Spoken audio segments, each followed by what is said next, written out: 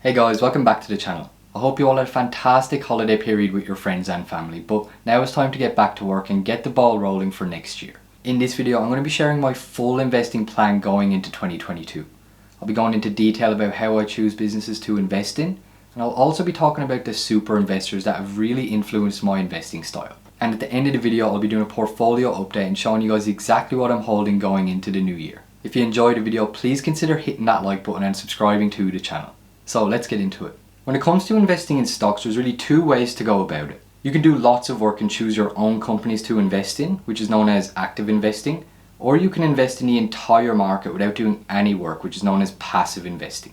Out of the two, passive investing is definitely the easiest. All you have to do is buy an ETF every couple of months and just wait a long time. Active investing is definitely harder, but it can also be very rewarding for the small group of people who do it successfully. When I decided to start investing, I wanted to be safe, so I opted to use both strategies. I'd pick my own stocks, but I'd also passive invest 40% of my portfolio into ETFs. The reason being, if I screwed up massively and I picked the wrong stocks, at least I've still got my index fund, so I didn't lose everything. In the last 6 months or so, my thoughts on passive investing started to change for my personal situation. The more I learned from reading great investors like Buffett, Munger, Sleep, Pabrai and Greenblatt, the more I realised that being a successful investor and achieving fantastic results is relatively simple.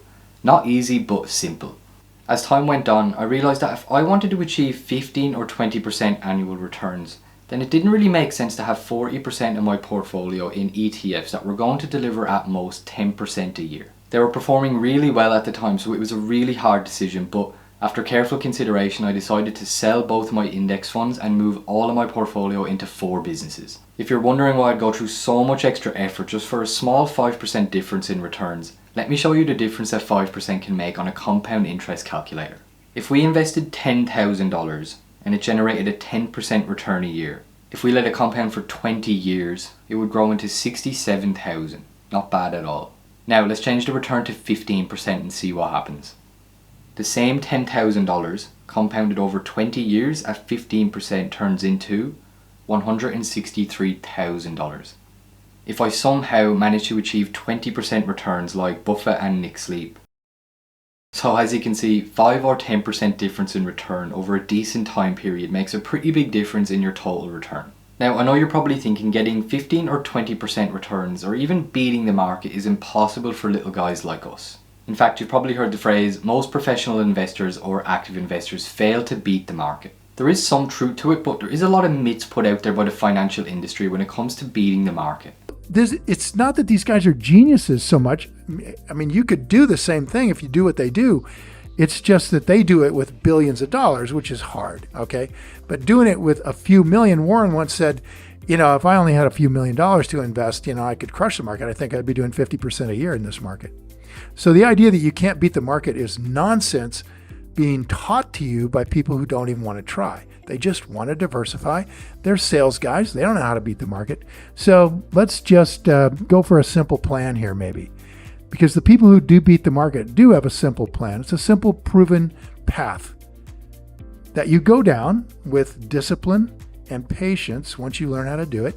And you too can have the same kind of rewards. It's not rocket science. It's not a high IQ. It's just learning how to properly invest and then applying it with discipline and patience. You can do this. Don't fall for the lie that you can't beat the market. When it comes to the saying most fund managers or professional investors don't beat the market, they're talking about these guys. People so engulfed by emotion and the noise of Wall Street that they can't possibly make rational or thoughtful decisions. One of the most important lessons I've learned from Buffett and Munger is that these guys are idiots. Essentially everything they do on Wall Street is the polar opposite of the teachings of Ben Graham, Warren Buffett and Charlie Munger. I just found it too coincidental that all of the people who generate astonishing returns and beat the market every year are the ones who follow the same principles, which was first laid out by Ben Graham in the 1930s. His investing philosophy, which has inspired thousands of successful investors over the last 100 years, is known as value investing. Just like there's many styles of martial arts, there's many styles of value investing, each with their own little differences that make them unique. Buffett's style is to buy a small handful of businesses that he really understands, whereas Peter Lynch and Ben Graham owned hundreds of businesses as long as they were cheap. Nick Sleep and Charlie Munger say it's better to buy a great business for an okay price, whereas Joel Greenblatt says it's all about how cheap a business is. Each of them have their own traits, but at their core they all share the exact same value investing principle, which is you're buying a piece of ownership in a real business. A stock isn't just a piece of paper that goes up or down in value, and that the price of the stock is different than the value of the business. And the best investments come for buying something for far below what it's worth. That's the basic core principle of value investing that they all share in common, but they all go about it in different ways. My investing style is around 50% Buffett and 50% Nick Sleep. I use Buffett's principles of buying businesses I understand, with durable moats, competent management, and I bought with a margin of safety. At the same time, I love Nick Sleep's philosophy on destination analysis, which is focusing on where a business will be in 15 or 20 years, rather than focusing on what it's doing in the short term. He puts a huge emphasis on high quality businesses that sacrifice short-term success by reinvesting profits. Considering he only owned 3 stocks, and those 3 companies are some of the best businesses in recent history, I think he knows what he's talking about when it comes to finding quality. Those 3 companies were Amazon, Costco, and Berkshire Hathaway. When it comes to what style of value investor I am, I think Mohnish Pabrai does the best job of explaining how to go about buying businesses. Have a listen. So if you're an investor, a value investor, really at the highest level, you've got kind of 2 kinds of options in terms of the businesses you can invest in. You can invest in what I would call growing pies, these are businesses which have strong growth ahead of them. They've got long runways, and these businesses can get pretty large, and one can do quite well investing in growing pies, even if one is paying what might appear to be an optically expensive price. And there are many advantages to being an investor in growing pies. You can, set it and forget it. The second way to invest is discounted pies. And discounted pies are, 50-cent dollar bills or 40-cent dollar bills. And here you are on a treadmill of activity because you have to buy and sell, then again buy and again sell. And about half of my portfolio is what I'd call discounted pies or 50-cent dollars, which are companies that I bought for around 50% of my estimate of intrinsic value. And the other half of my portfolio is growing pies, or what I'd call optically expensive growth businesses that are creating long-term value, which Mohnish refers to as long-term compounders.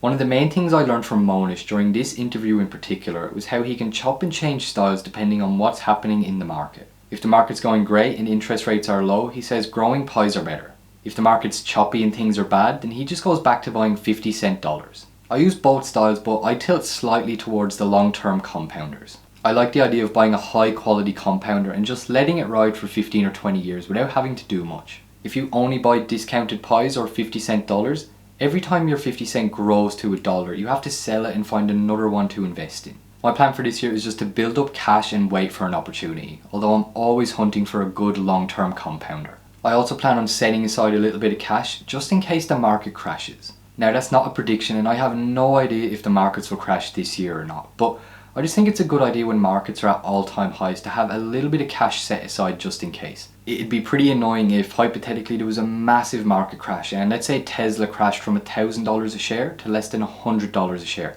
but I had no cash set aside to buy all of the shares I could on discount. I think most of the best investors always have some emergency cash set aside for big buying opportunities. Alright, moving on to the portfolio update. This is my stock portfolio heading into 2022. So right now I only own 4 stocks: Tesla, Corsair, AMD, and Alibaba.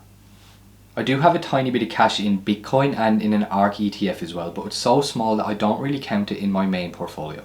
So I like to track my average buy price, the current price, and the total return, as well as the allocation of each company, and one more column which I stole from Nick Sleep. I know your eyes automatically avert to the total return, but really the most important metric I track is the price to value ratio of the portfolio. This is something Nick talks about extensively in his letters, and it's a really cool concept that I wanted to use myself.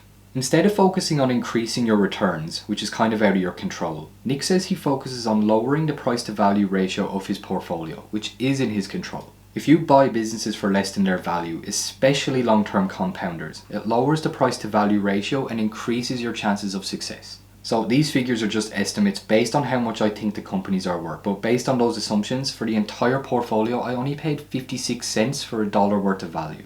Out of these 4 businesses, I'd say both Tesla and AMD are long-term compounders, which I think I bought for way less than their true value. Alibaba and Corsair are what I'd call 50-cent dollars. With Alibaba in particular, I'll probably be looking to sell when it goes back to what I think its true value is. It's a great company, and based on historical values it's incredibly cheap, but I just don't see a huge runway ahead of them like I do with my other positions. Corsair is another 50-cent dollar, but I think that business has potential to do really well in the future. It's a pretty small business, but it's one of the premium companies in the gaming and streaming space. And if it executes well, I think it could become a long-term compounder somewhere down the line. Like I said before, I'm always looking for a high quality compounder, but for now I'm really happy with my holdings going into 2022. If you have any questions about my portfolio or my investing style, let me know in the comments below. I just want to say thank you so much for watching. If you enjoyed the video and you want to support the channel, I'd really appreciate it if you hit that like button. And if you want to see more videos like this one or join our little community, hit that subscribe button.